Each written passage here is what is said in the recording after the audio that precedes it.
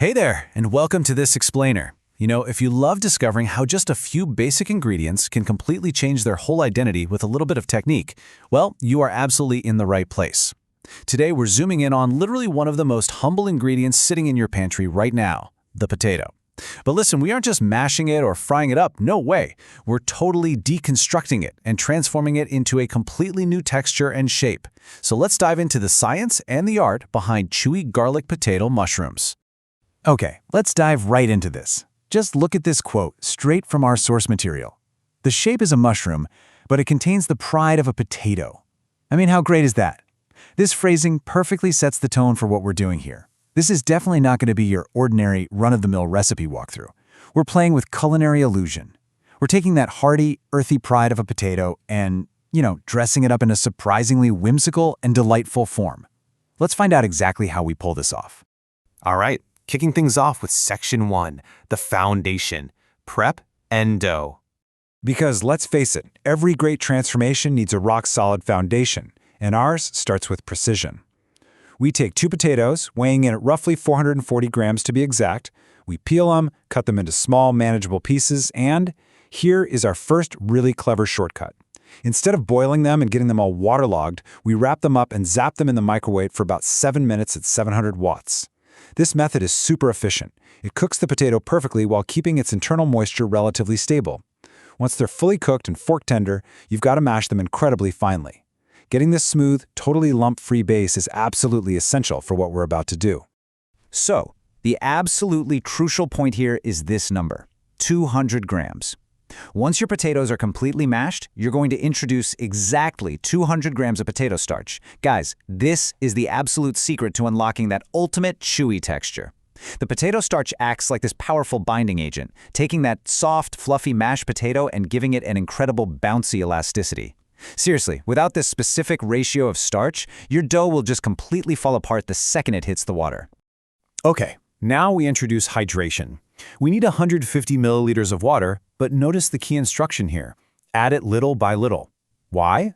Well, because cooking is a super intuitive process. As our source so wisely points out, all potatoes have completely different moisture contents. It depends on the variety, how they were stored, even the time of year they were harvested. So by adding the water gradually, you remain in total control of the texture. You can literally feel the hydration levels changing right under your hands as you mix it. And it's exactly that careful, tactile process that leads us to this definition, a soft, non-cracking dough. Now, if your dough cracks, it's just too dry. But if it's sticking to absolutely everything, it's too wet. What you're aiming for is this incredibly smooth, highly satisfying, kneadable consistency.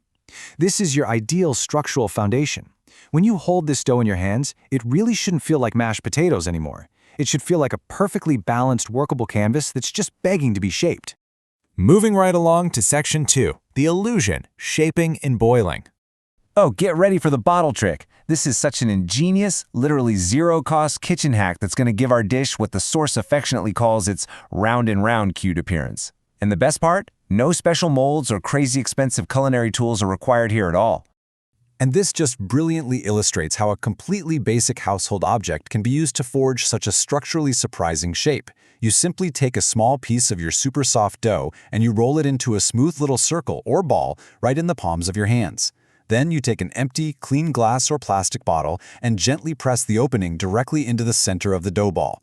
As you press down, the dough just naturally pushes up around the neck of the bottle and boom, it instantly creates a perfect, adorable little mushroom stem and cap. It is wildly satisfying to do. Once your little potato mushrooms are all shaped up, it's time to drop them into a pot of rapidly boiling water.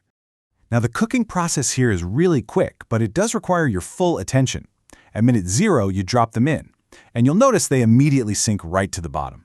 But right around that 2-minute and 30-second mark, this fascinating visual cue happens. The starches gelatinize, the density actually changes, and the little mushrooms begin rising one by one right to the surface. When the pot is just full of floating potatoes, that's your undeniable signal that they are perfectly cooked. But wait, you have to act really fast here. You pull them out, drain them, and immediately shock them with a cold water rinse. That sudden temperature drop stops the cooking process dead in its tracks. It essentially locks in that incredible bouncy, chewy texture we just spent so much time building. Which brings us to Section 3, the sizzle, flavor and finish. All right, take a close look at this seasoning matrix. We take those perfectly chewy, cold-rinsed potato mushrooms and place them right into a heat-proof bowl. Then, right on top, we pile this incredibly precise blend. 14 grams of pungent chopped garlic, 32 grams of wonderfully umami-rich soy sauce, a touch of sugar, about 3 grams just for balance, 4 grams of chili powder to bring some heat, and 9 grams of fresh chopped green onion. So all these raw ingredients are just sitting there literally waiting to be activated. And to see how we build out our final flavor profile, let's look at this next number, 24 grams. That is roughly 3 tablespoons of avocado oil, though honestly, any neutral cooking oil is going to work fine here. This oil isn't just an ingredient though, it's actually the final, absolutely essential catalyst we need to unlock this entire dish. Here's what you do. You take that 24 grams of oil and you heat it up until it is practically boiling. Then, you carefully pour that scalding hot oil directly over the pile of garlic, chili, and green onions sitting on top of your potato mushrooms. The climactic sizzle that happens in this moment is just incredible. The intense heat of the oil instantly cooks the raw garlic, blooms those spices, releases the essential oils from the green onion, and totally toasts the chili powder.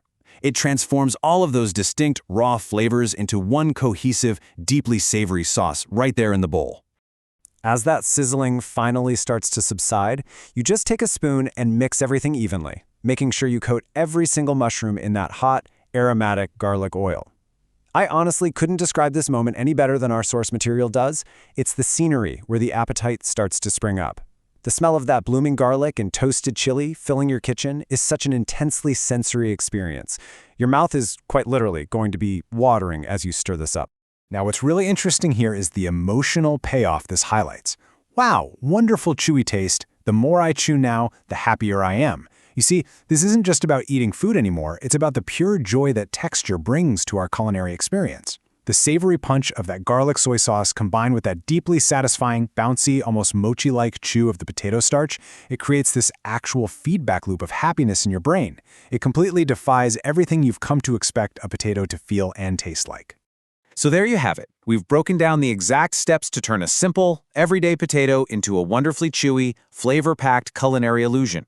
You understand the science of the starch, the intuition behind the moisture control, the utter magic of the bottle trick, and the sensory explosion of blooming spices and hot oil. It really makes you think, doesn't it? Now that you know the true secret of the chewy potato mushroom, what other humble vegetables sitting in your kitchen right now could you completely transform using these techniques? I really hope this explainer leaves you feeling inspired, maybe a little bit hungry, and definitely ready to experiment. Thank you so much for learning with me today, and I'll see you next time.